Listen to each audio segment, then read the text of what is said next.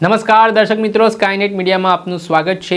બગદાણાનો ચકચારી મામલો, જેમાં નવનીત બાલદિયા પર થોડાક સમય પહેલાં થયેલા હિચકારો હુમલા મામલે પોલીસે 14 આરોપીઓની ધરપકડ કરી હતી અને આ કેસમાં માયાભાઈ આહિરના પુત્ર જયરાજ આહિરની પણ સંડોવણી સામે આવી હતી।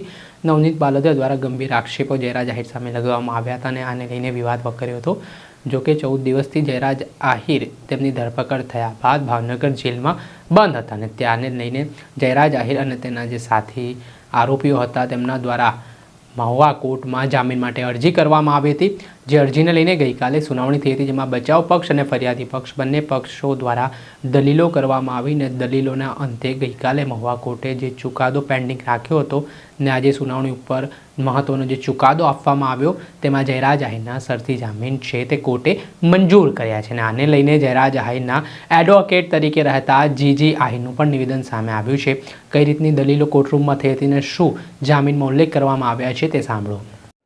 હું એડવોકેટ જીજી આહિર મહુવા ગઈકાલે જે ચકચારી બગદાણા કેસના જેના ઉપર મુખ્ય આરોપ છે એવા જયરાજ આહિર અને અન્ય જે 6 જણા જે છે એમના જામીન અરજી હતી।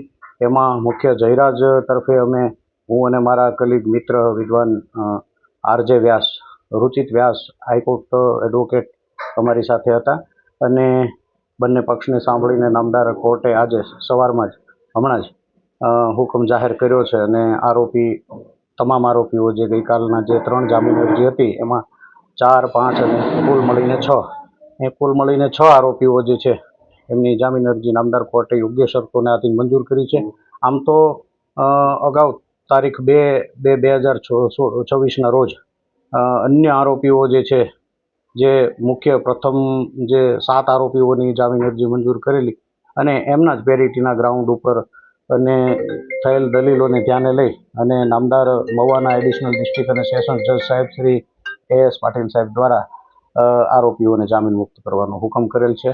અને ખાસ કરીને આ જે ઘટનાને ચકચારી બનાવનારા તત્વો કે જેને આપણે એમ કહી શકીએ કે ભાઈ પરસ્પર સામાજિક મુદ્દો બનાવીને, એટલે આપના માધ્યમથી એવું પણ કહેવા માગું છું કે નામદાર કોર્ટે અત્યારે હાલ વચગાળાની રાહત આપીને બધા જ આરોપીઓને જામીન મુક્ત કર્યા છે।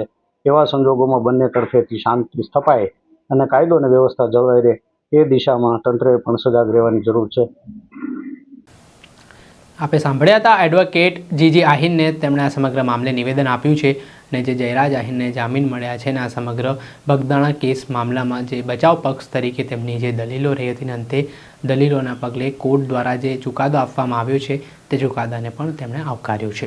દર્શક મિત્રો, આવા જ નવા વિડીયો સાથે આપણે માહિતગાર કરતા રહીશું, એટલે સ્કાયનેટ મીડિયા જોતા રહો।